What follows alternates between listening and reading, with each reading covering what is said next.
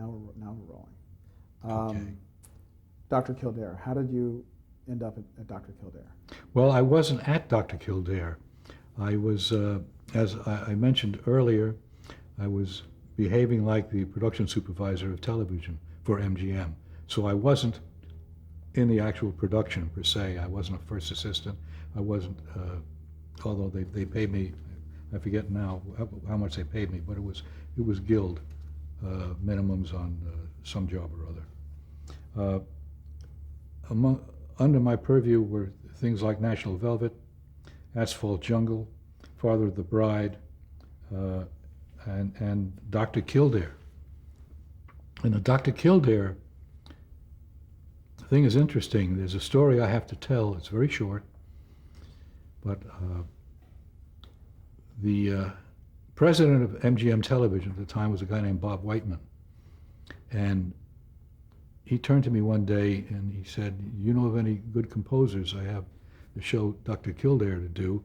And I said, "Do I ever?" Because I love what musicians do, and composers especially. And I've been watching and listening to shows that were made by Review Productions. Now that's going back a ways. And I heard some of the shows, and they were very interesting, musically speaking. The scores that were laid down were scant and skimpy, but of course they didn't spend any money.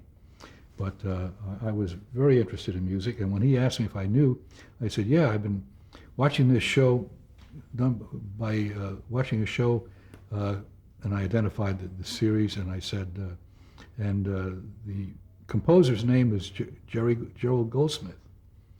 And the next thing I knew, he had the job. And this was like his kickoff into the big time of movie music writing. To this day, I have never met Jerry Goldsmith. I've yet to say hello to him or anything else. But I think I was instrumental in getting him signed to do the music for Kildare. And it was a wonderful job. That's the end of the story. Do you know if he is aware that you were involved to this day? I have no idea. I have no idea. So you were working at MGM at the time, yeah, supervising yeah. the shows too. So were you were supervising producer then on Kildare in terms of what title you No, got? my title wasn't. I didn't even have a screen credit, as I recall. It was It was production executive. That's what it was.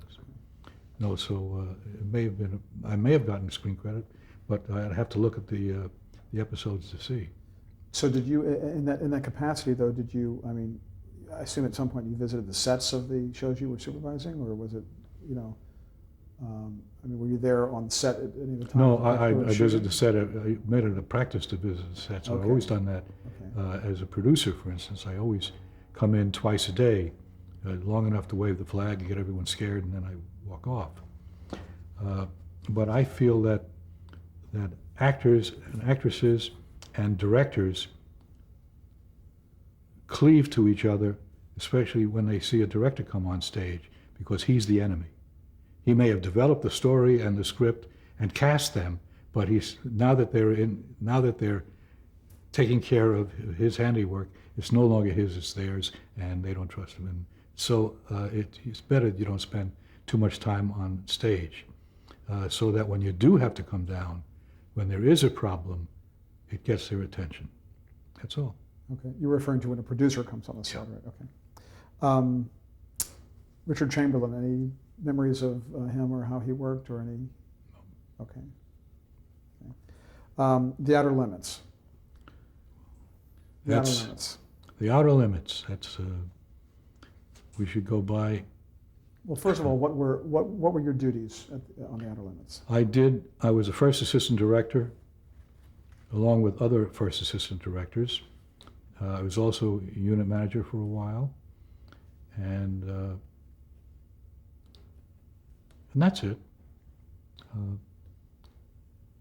I enjoyed very much working on that series, especially the first year when Joe Stefano was still aboard. He wrote poetic dialogue. It was beautiful, beautiful, beautiful writing. And he also didn't suffer fools gladly, and I think he probably PO'd the people at the network enough so that he didn't come back. The pilot of the show was written and directed and produced by Leslie Stevens, who was a multi-talented, originally a playwright. And he came out to the West Coast to conquer Hollywood, which he didn't. And but he sure gave it a try. He wrote a script for Fox called The Marriage Go Round, and which he had done it as a play in New York, and he created Stony Burke and The Outer Limits, and I was his first assistant on the Outer Limits pilot, and we had a great old time. What were the challenges of doing a show like that, which was kind of a science fiction anthology with effects and all that was involved? Well, it was a complicated show because it was an anthology.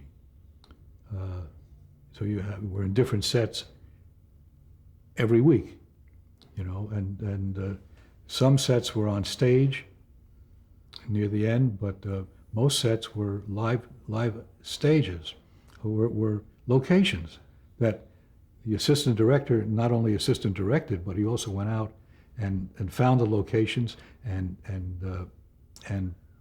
hired the people to take care of the locations and did all the work. It was an astonishing thing that we were able to do, and it was a good tight team, and we did well. In books that have been written about the Outer Limits and in critiques, one of the things that was discussed was there was kind of a monster of the week. It was called The Bear. And yes, there was the monster of the week, especially in the second season when Joe was no longer there. But it was fascinating no matter what. It was really some thought-provoking things. And there were some shows that now I can remember shows, you know, individual shows, and how much pleasure I took in them, and what a good time we had making them, and how crazed we became when we were running out of time and money. There are definitely devotees to this show. I remember episodes myself when I was a kid. You know, Xanthi Misfits and That's my favorite. It gave you chills. It still just made me, thinking about it gives me chills. How do you? Did you see the rifle butt come in and hit one of the Xanthis? I think so. That was me. Really? Yeah. I have that on tape. I should go look at that. Well, how do you account for the quality of those episodes that make them memorable episodes? Well, they were all very talented people. Leslie Stevens, Joe, every department had really top people, and they cranked it out. Science fiction gives you the reins to do some things that you couldn't do in an ordinary show.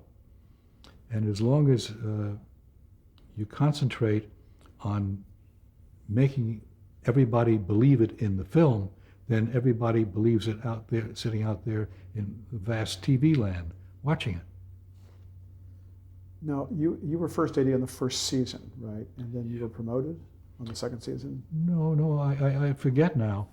That kind of thing I forget. I was unit manager for part of the time, but I was working on the only 2-hour episode, The Inheritors, that we had, and Jimmy Goldsmith was the director. Jimmy Goldsmith and I, on another episode, turned a character with this enormous cranium into a person who aged enormously over what would have been hundreds and hundreds of years. And we ran short on time. We knew we weren't going to have enough show for a 60-minute show, which was usually 49 and a half minutes. So we wrote a scene rather, and we built a set ourselves out of red velvet and a piano, and David, what was his last name? McCallum? David McCallum, playing the piano with the sixth finger on each hand. And he played a Bach partita because he had studied piano when he was young. So he actually recorded him playing this record, and then of course it was reorchestrated, redone later on in a dub. But we got enough footage out of him being mysterious and playing this piano and looking at that sixth finger on each hand, and how did he manage to manipulate it like that? It was amazing. So that was a story that occurred on that particular episode. You mentioned the director. Was it Jimmy Goldstone? I think Stone. Okay, you said Goldsmith. I thought we were talking. Okay, Goldstone. Well, I have that you were promoted to co-producer. It was like your first on-screen producing credit was on that show, on Outer Limits, as co-producer. No, I don't recall being a producer on that show. Maybe I was, but But did you then become UPM? I mean, were you unit production manager? Yeah. On that show? when you bounce back and forth, it's no big thing. Well, what are the differences between being a first AD and a UPM? Well, UPM is concerned mainly with schedule and budget. The assistant director is concerned with getting the day's work done properly with sufficient coverage and not leaving any bad feelings behind. To me, the first assistant director is a neglected person in the annals of film, but then so is the unit production manager. You know, who's important? You know who's important? The face on the screen. They didn't write the words they're saying. They didn't go through the contortions that someone had to write it, but it becomes theirs when they take it over and work magic on it. You know, sometimes actors do things that astonish me. They're so incredibly talented. I'm a great fan of actors, and I enjoyed working with them. Well, it sounds like then you were juggling. I mean, you had different jobs on that show. Yeah. Was that overwhelming? Was it an easy transition for you to move between them? Oh, sure. Yeah, no problem. I was familiar with the show. I was familiar with the cast and crew. There was no cast with the crew and staff, and no, there was no problem whatsoever. Interesting that on a recommendation of James Goldstone, who was directing The Inheritors at the time, I went to see Gene Roddenberry, whom I didn't know. But at lunchtime I took off, and he was at then Desilu, which was only a mile or two away from the studio we were in. And I went to meet Gene and had a very nice meeting with him. I'd never had an interview like that before. He wanted to know about me and what I feel and what's important to me. He asked me and I was there for the role of not associate producer. When I found out what the duties would be, in addition to the production duties, these post-production duties, I said, I'm sorry, Gene, if you want to make me the offer, I advise you don't, because I couldn't take it. I don't know enough yet about post-production special effects. And so I left, and I recommended someone that he might consider, named Byron Haskin. And as I was walking out the steps of the studio, here comes Byron Haskin walking toward me. And I had worked with him on The Outer Limits a number of times, and we were very friendly. And I said, where are you going? Boom. And he said, well, I'm going to see this guy, I can't remember his name, Rosenberg or Rottenberry or something like that. He's looking for an associate producer. And I said, well, I hope you get it, Bun. And we shook hands, and I went on my way, went back to The Outer Limits, and he got the job. But I then later on got hired as the first assistant on that first pilot. So count your blessings. That's interesting. Were there any rules in the Outer Limits as far as what kind of writing would lead to the productions? I mean, were there? I mean, was Joseph Stefano, the creative lead that way in setting up the whole format? He rewrote everything, but then so did Gene Roddenberry when Gene was active on Star Trek. But in terms of production, I mean, because of budgetary reasons and things like that, did you have a certain amount you could spend on, like the bear, you call him, Yeah. and the various kind of signature things of the Outer Limits that you knew every week you'd have, that you could handle it? Well, let's be frank. You never know whether you can handle it or not until you've handled it. And then, on to the next thing. There's never been enough money in a budget, in television especially, but in low-cost features, there's never been enough money to do what you really want to do. What you as a creative person should do is figure out how to achieve the same effect without spending that enormous sum of money. So your suggestions can be very important, and that's what I did, especially after I left Outer Limits. I wrote thousands of pages of memos on the various Star Trek shows, some running to as many as 20 pages of single-spaced memo, and making suggestions. My theory was that you never say, we can't afford this, but you say on the Outer Limits,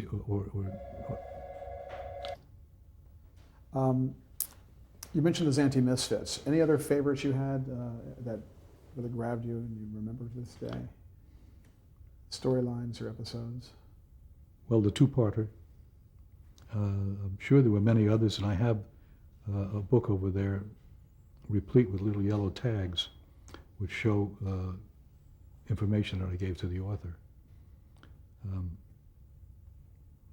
Call off some to me and I'll tell you. I think was it the pilot or one of the very early episodes was about, it was in a radio studio or something. That was the pilot. Okay, and that was Cliff Robertson was in that? Was that right, Cliff Robertson was in that. And we fired off 50 caliber machine guns at the top of Laurel Canyon. And none of the neighbors complained. We had this creature, which we planned and which we did do.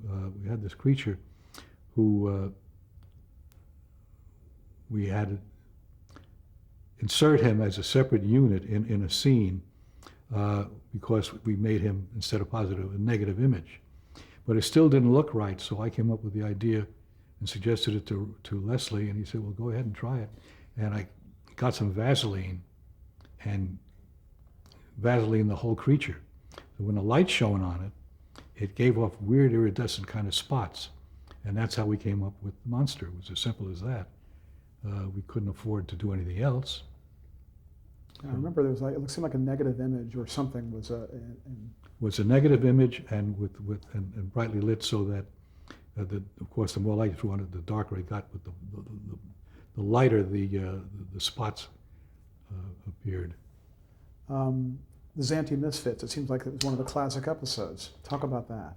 I love the Zanti Misfits. They were cute little guys. They were devised by a firm that did special effects kind of things, and one of the owners, one of the people who worked there, was a fellow named Hua Chang, who later contributed mightily, due to my behest, to Star Trek. They were like little, kind of ants, right? Yeah, large. They were large ants with humanoid kind of faces, and they were icky.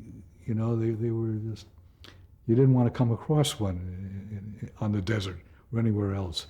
Which reminds me that the leading lady, she shall remain nameless, we couldn't get her out of her dressing room until like 1 o'clock in the afternoon, and she had an 8 o'clock call.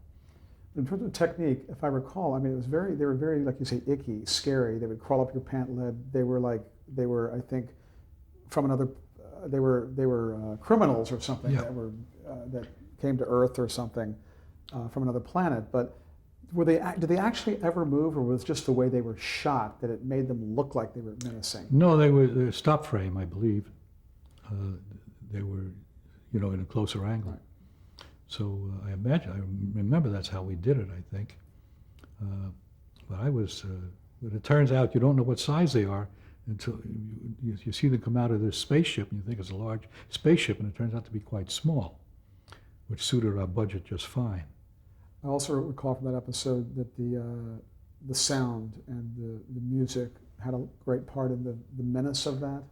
Mm-hmm. How did that come together? Was that all in post-production, or was that all planned? Well, yeah, the composer in residence, vice president of Daystar Productions, later married to the owner of the Los Angeles Rams, was a marvelous composer, and he wrote the score. There's a movie called The Stuntman, and it was a really terrific score, and he was very, very good. He was the one who wrote the scores for all the episodes and got them in at the last minute. There was an episode called The Mutant. It was about a nuclear rain or something, and then I think one of the characters, his eyes were very enlarged, and I think even it seems to me that one of the ants from Zanti Misset made an appearance in a cave where it supposedly was, an insect that had been affected by this nuclear rain or fallout. Do you recall anything about that? No, I don't. There was the Tholian Web. Was that the one with David McCallum? There's one where it was one of the first appearances of an alien, a sort of a domed head. Well, I forget the title of that piece, but it took place in Wales, and David portrayed a character who was jumping centuries as he went, and could read everything like that. He got smarter and smarter, and more bent over as he went. The girl, God, I wish I could remember her name. She was very, very good. But that's the show in which we improvised a scene. Yes. Out of necessity, or out of the fact that we were short.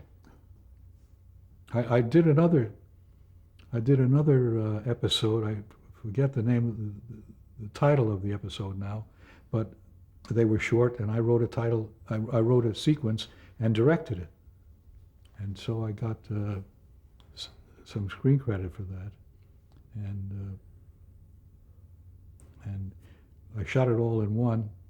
Only so terrible to see the dailies, because there was this great big black mic shadow hanging right in the center of the shot, right above the character's head. The signature opening, very ominous. Mm-hmm. The way the show began. What was the genesis of that? I don't know, because I wasn't there hatching the plots of how we get another series on the air. See, Stony Brook only went one season, although it had some terrific cast. It only went one season, and Outer Limits only went 2. Star Trek went 3. And that was that. Why did the Outer Limits to this day is a well-regarded series, one of the classics, but it was with such a short run. Why did it end so quickly? You know how to spell ratings? Okay. I can't assume anything else, because of their methodology in those days was such, because I came into contact with it doing Star Trek, that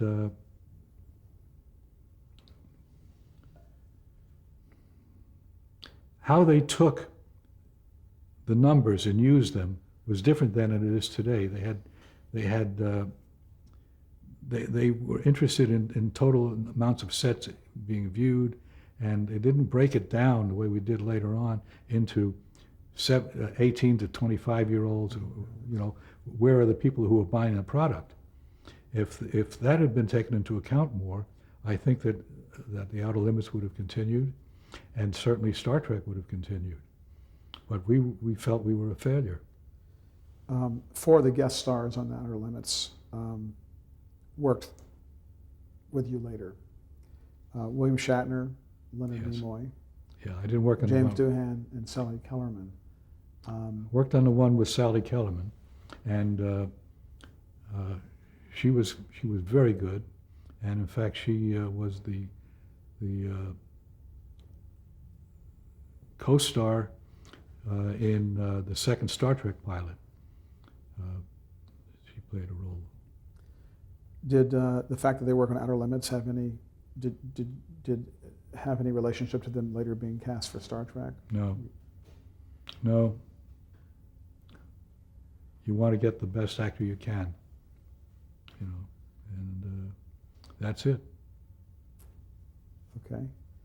Well, we're kind of just up to the point of Star Trek, so we could stop for now and pick Okay. up tomorrow. Okay.